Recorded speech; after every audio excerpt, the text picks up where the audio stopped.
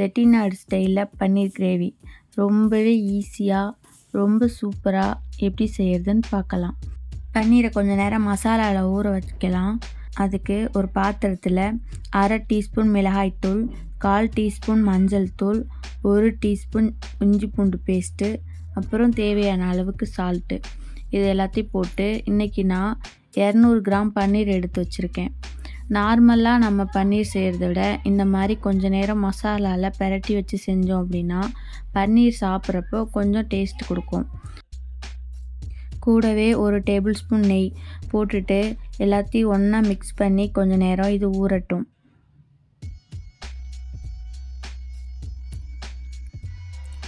இப்போது இந்த கிரேவிக்கு தேவையான மசாலா ஒன்று ரெடி பண்ணணும். அதுக்கு ஒரு தாளிப்பு பேன் வச்சுட்டு அதில் 2 டீஸ்பூன் தனியா போட்டுட்டு நல்லா வாசம் வர வரைக்கும் அது பொரிஞ்சு வரட்டும்.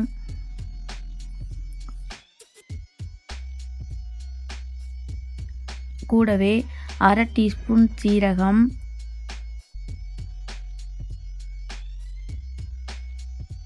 1/4 டீஸ்பூன் மிளகு, 1/2 டீஸ்பூன் சோம்பு. இப்போ இது கொஞ்சம் நேரம் நல்லா பொரிஞ்சு வரட்டும், அது வரைக்கும் வெயிட் பண்ணலாம்.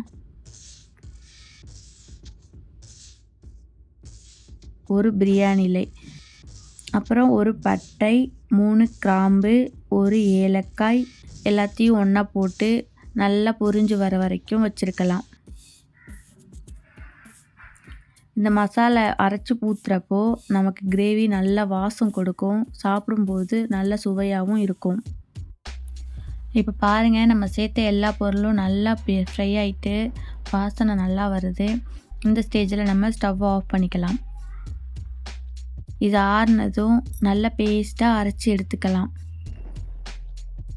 இப்போ அடுத்ததாக நம்ம கிரேவி செய்ய ஸ்டார்ட் பண்ணிக்கலாம். அதுக்கு ஒரு ஃப்ரை பேன் வச்சுட்டு அதில் 3 டேபிள் ஸ்பூன் ஆயில் சூடாகிற வரைக்கும் கொஞ்சம் நேரம் வெயிட் பண்ணலாம். இப்போ இது கூட கொஞ்சம் தாளிப்புக்கு சோம்பு பொரிஞ்சு வரட்டும்.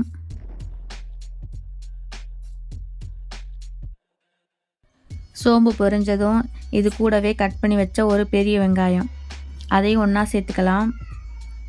வெங்காயம் எவ்வளோ சின்னதாக கட் பண்ண முடியுமோ அவ்வளோ சின்னதாக கட் பண்ணி வச்சுக்கோங்க. அப்போ தான் நமக்கு கிரேவி நல்லா கெட்டியாக வரும்.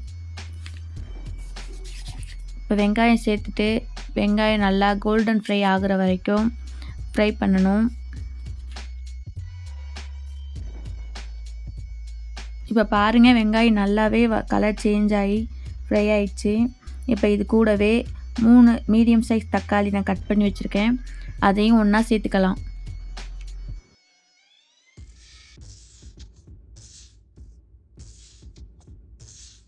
கூடவே தேவையான அளவு உப்பு சேர்த்துட்டு தக்காளி நல்லா மசிஞ்சு வர வரைக்கும் ஃப்ரை பண்ணலாம்.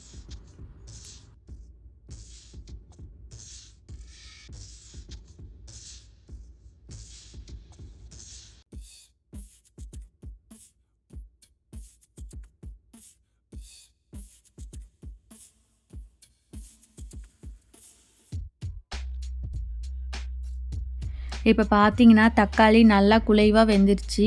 இப்போ இது கூட இந்த கிரேவிக்கு தேவையான மசாலா சேர்த்துடலாம். 1/4 டீஸ்பூன் மஞ்சள் தூள், 1/2 டீஸ்பூன் மிளகாய்த்தூள், 1/2 teaspoon Kashmir red chilli. Kashmir red chilli காரம் அவ்வளோவா இருக்காது, நல்ல கலர் கொடுக்கும் நம்ம கிரேவிக்கு, அதனால் இது இருந்தால் சேர்த்துக்கலாம். இப்போ இது கூடவே நம்ம அரைச்சி வச்சோம் இல்லையா, ஃபஸ்ட்டு அந்த மசாலாவையும் ஒன்றா சேர்த்துட்டு மசாலாவோடைய ஸ்மெல்லெல்லாம் போகிற வரைக்கும் ஒரு 2 நிமிஷம் ஆயில்லையே ஃப்ரை பண்ணலாம்.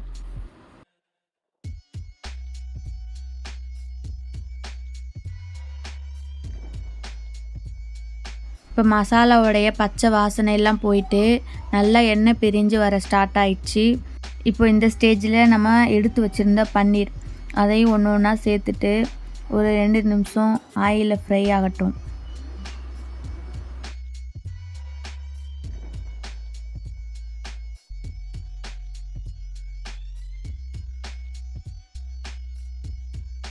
இப்போது இது கூட இந்த கிரேவிக்கு தேவையான அளவுக்கு தண்ணி சேர்த்துட்டு இந்த ஸ்டேஜில் நமக்கு உப்பு காரம் எப்படி இருக்குன்னு சொல்லிட்டு செக் பண்ணிக்கலாம்.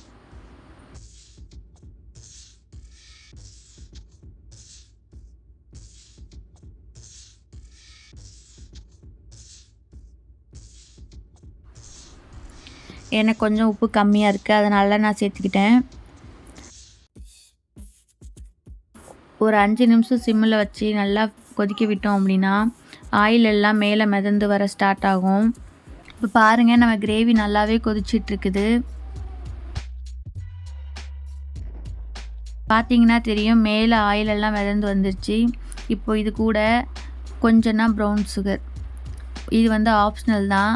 உங்களுக்கு வேணும்னா சேர்த்துக்கலாம், இல்லைன்னா ஸ்கிப் பண்ணிக்கலாம். இப்போது கடைசியாக இது கூட காய்ந்த வெந்தய இலைகள், அதாவது கஸ்தூரி மேத்தி கொஞ்சம்னா சேர்த்துக்கலாம். அப்படி இல்லைன்னா நம்ம நார்மலாக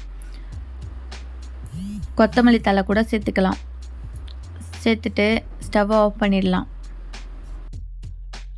ரொம்பவே டேஸ்டான நல்லா காரசாரமான செட்டிநாடு ஸ்டைல் பன்னீர் கிரேவி நமக்கு இப்போது ரெடி ஆயிடுச்சு.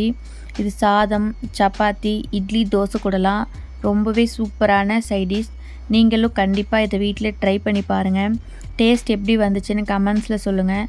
லைக் பண்ணுங்கள், ஷேர் பண்ணுங்கள், மறக்காமல் எங்கள் சேனலை சப்ஸ்கிரைப் பண்ணுங்கள். Bye friends.